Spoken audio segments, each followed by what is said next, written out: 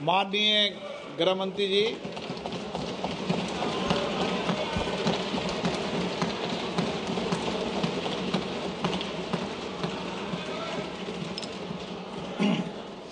माननीय अध्यक्ष जी, आज जो मेरे साथी मंत्री बिल लेकर आए हैं उसके समर्थन में मैं खड़ा हुआ। माननीय अध्यक्ष जी, मैं सुबह से जो चर्चा चल रही है 12 बजे से, ओके एक मिनट चेक कराता हूँ। हाँ एक सेकंड चेक कराता हूँ। एक सेकंड में करा रहे हैं, चेक करा रहे हैं। माननीय अध्यक्ष जी, 2 मिनट लगता है कभी। सुबह से जो चर्चा चल रही है उसको मैंने बारीकी से सुना है। मुझे लगता है या तो निर्दोष भाव से या तो राजनीतिक कारणों से ढेर सारी भ्रांतियां कई सदस्यों के मन में भी है और कई सारी भ्रांतियां सदन के माध्यम से, आपके माध्यम से पूरे देश भर में फैलाने का प्रयास भी हो रहा है। बिल पर चर्चा का जवाब तो माननीय रिज्जू साहब देंगे। मैं कुछ बातें यहां रखी है, इसको मेरी समझ के हिसाब से क्लैरिफाई करने का जरूर प्रयास करूंगा। ये वक्त एक अरबी शब्द है। वक्त का इतिहास मान्यवर कुछ हदीसों से जुड़ा हुआ मिलता है और आजकल जिस अर्थ में वक्त शब्द का प्रयोग किया जाता है, इसका मतलब है अल्लाह के नाम पर संपत्ति का दान, पवित्र धार्मिक उद्देश्यों के लिए संपत्ति का दान। मान्यवर वक्त का समकालीन अर्थ, अभी जो अर्थ हम समझ रहे हैं, वो इस्लाम के दूसरे खलीफा श्री उमर के समय में अस्तित्व में आया। एक प्रकार से इसकी आज की भाषा में व्याख्या करें तो वक्फ एक प्रकार का चैरिटेबल एंडोनमेंट है और जहां एक व्यक्ति संपत्ति, भूमि या मूल्यवान संपत्ति धार्मिक या सामाजिक भलाई के लिए दान करता है बिना उसको वापस लेने के उद्देश्य से, वहां वक्फ की रचना करती। इसमें दान देता है, वो शब्द का बड़ा महत्व है। दान उस चीज का ही कर्ज किया जा सकता है जो हमारा है। सरकारी संपत्ति का दान मैं नहीं कर सकता। मान्यवर किसी और की संपत्ति का दान मैं नहीं कर सकता। दान उसी चीज का किया जाता है जो हमारा है। मान्यवर इसी विषय पर ये सारा जो बहस चल रहा है। भारत का जहां तक सवाल है, दिल्ली में सल्तनत काल के प्रारंभ में मुइज़ुद्दीन घोरी के समय पर पहली बार वक्फ अस्तित्व में आया। अंग्रेजों के जमाने में 1863 के धार्मिक दान अधिनियम से चलता था। बाद में चैरिटेबल प्रॉपर्टीज एक्ट 1890 से चला। उसके बाद 1913 में मुसलमान वक्फ वैलिडेटिंग एक्ट अस्तित्व में आया। तब तक ये सारी प्रक्रियाएं चैरिटेबल एक्ट के तहत चलती थी। मान्यवर आजादी के बाद वही एक्ट को 1954 में वक्फ के केंद्रीकरण के लिए बदला गया। 95 में वक्फ न्याय अधिकरण और वक्फ बोर्डों की स्थापना की। अब ध्यान से सुनिएगा मान्यवर, वक्फ परिषद और वक्फ बोर्ड ये 1995 से आए। ये पूरा झगड़ा जो चल रहा है, आपने नॉन हिंदू को रख दिया और नॉन मुस्लिम को रख दिया, गैर मुस्लिम को रखा। वो झगड़ा वक्फ में दखल करने का है।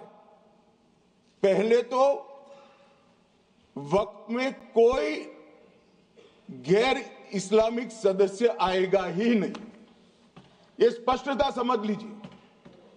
ना मुतवल्ली गैर इस्लामिक होगा, ना वाकिफ गैर इस्लामिक होगा। मान्यवर, वहां कोई प्रोविजन नहीं है।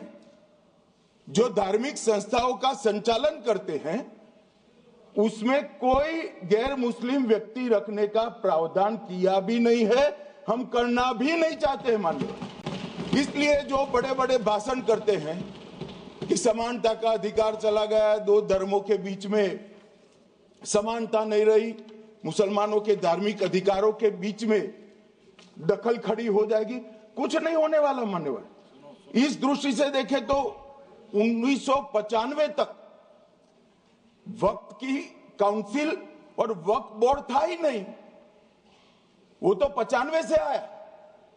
और मान्यवर, ये जो भ्रम खड़ा किया जाता है कि ये एक मुस्लिम भाइयों के धार्मिक क्रियाकलापों के अंदर, उनके दान की हुई संपत्ति के अंदर दखल करने का है, ये बहुत बड़ी भ्रांति फैलाकर माइनॉरिटी को डराकर अपनी वोट बैंक खड़ी करने के लिए किया जा रहा है मान्यवर।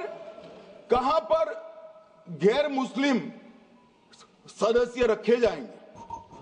परिषद में और वक्फ बोर्ड में। उसका काम क्या है?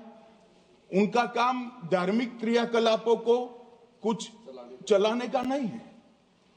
वो शुद्ध रूप से वक्फ का जो कानून, दान के लिए किसी ने दी हुई संपत्ति, उसका एडमिनिस्ट्रेशन अच्छे से चल रहा है नहीं चल रहा है, कानून के हिसाब से चल रहा है नहीं चल रहा है, या तो दान जिस चीज के लिए दिया गया, इस्लाम धर्म के लिए दिया गया, गरीबों के भोजन के लिए दिया गया, गरीबों के उद्धार के लिए, वो उद्देश्य के लिए इसका उपयोग हो रहा है नहीं हो रहा है, इसका नियमन करने का काम है मान्यवर।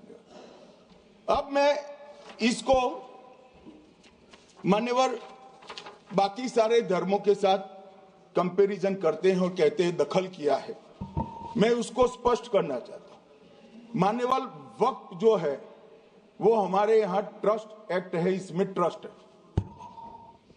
तो ट्रस्ट के अंदर जो ट्रस्ट को बनाते हैं वो ट्रस्टी होते हैं और एक मैनेजिंग ट्रस्टी होते हैं। वक्फ में वाकिफ होता है, वक्फ होता है और मुतवल्ली होता है। ये सारे इस्लाम के अनुयायी हैं। अरे भाई, आप कह रहे हो, हम तो कह रहे हैं क्योंकि इसका वक्फ शब्द ही इस्लाम से आया है, इसलिए हम कह रहे हैं कि वक्फ वो ही कर सकता है जो इस्लाम का अनुयायी हो। अब आप उसका विरोध कर रहे हो, तो आप तो वक्फ में भी नॉन इस्लामिक आदमी चाहते हो।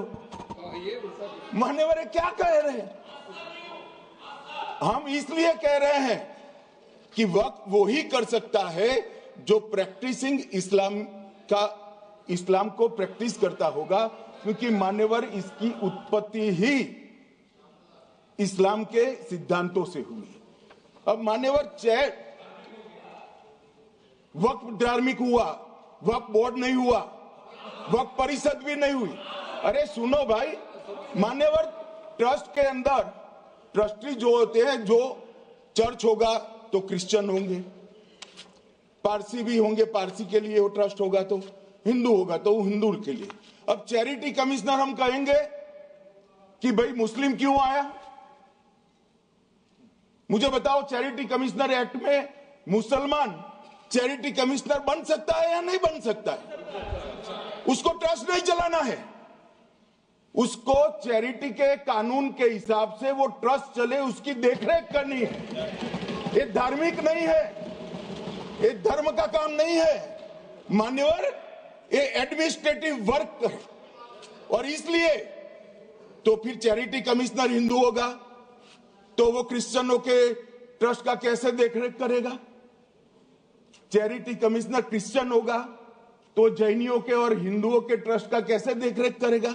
अब बताओ कि सारे ट्रस्ट के चैरिटी कमिश्नर अलग अलग बन, देश तोड़ दोगे आप लोग,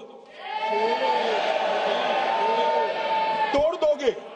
हमने साहब, मैं अभी भी आपके माध्यम से, इस सदन के माध्यम से देश भर के मुसलमान भाइयों बहनों को कहना चाहता हूं, आपके वक्फ में एक भी नॉन मुस्लिम नहीं आएगा। ये एक्ट में ऐसा कोई प्रावधान नहीं। मगर जो वक्फ बोर्ड है और वक्फ परिषद है, उसका काम क्या है? वक्फ की संपत्तियां मान्यवर बेच खाने वाले लोगों को पकड़कर इसके बाहर निकालने का। वक्फ के नाम पर औने पौने दाम में संपत्तियों को 100 साल तक किराए पे देने वाले लोगों को पकड़ना है। वक्फ का जो पैसा होता है, इनकम जो घिरती जा रही है, जिसके माध्यम से माइनॉरिटी का विकास करना है, माइनॉरिटी को आगे बढ़ाना है, इस्लाम धर्म की सारी धार्मिक संस्थाओं को पुख्ता करना है। ये पैसा जो चोरी होता है ना, उसको पकड़ने का काम वक्फ बोर्ड, वक्फ परिषद कर रहे हैं। और मान्यवर, वो चाहते हैं कि इनके राज में जो मिली भगत चली वो चलती रहे। ये नहीं चलेगी, ये नहीं चलेगी। और मान्यवर, मैं आज आपको बताना चाहता हूं क्या स्थिति हुई है।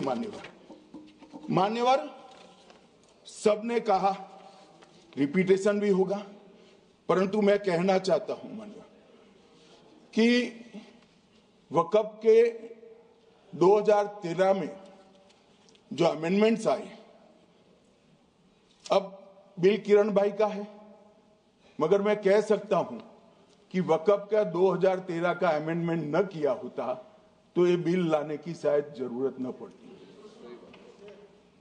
सब कुछ अच्छा चलता था। 14 में चुनाव आने वाला था, 13 में रातों रात तुष्टीकरण करने के लिए वक्फ कानून को एक्सट्रीम बना दिया गया। और मान्यवर, इसके कारण क्या हुआ? इसके कारण दिल्ली लुटियन की 123 वीवीआईपी संपत्ति कांग्रेस सरकार ने जब चुनाव मुहाने पर थे, 25 दिन दूर था, वक्फ को देने का काम कर दिया। दिल्ली वक्फ बोर्ड ने उत्तरी रेलवे की भूमि वक्फ के नाम घोषित कर दी। हिमाचल में वक्फ की संपत्ति बताकर उस पर अवैध मस्जिद बनाने का काम किया। 250 हेक्टेयर क्षेत्रफल वाले 12 गांव पर वक्फ का स्वामित्व हो गया तब तमिलनाडु में। और मान्यवर, तमिलनाडु के 1500 साल पुराने तिरुचेंदुरई मंदिर की 400 एकड़ भूमि को वक्फ की संपत्ति घोषित कर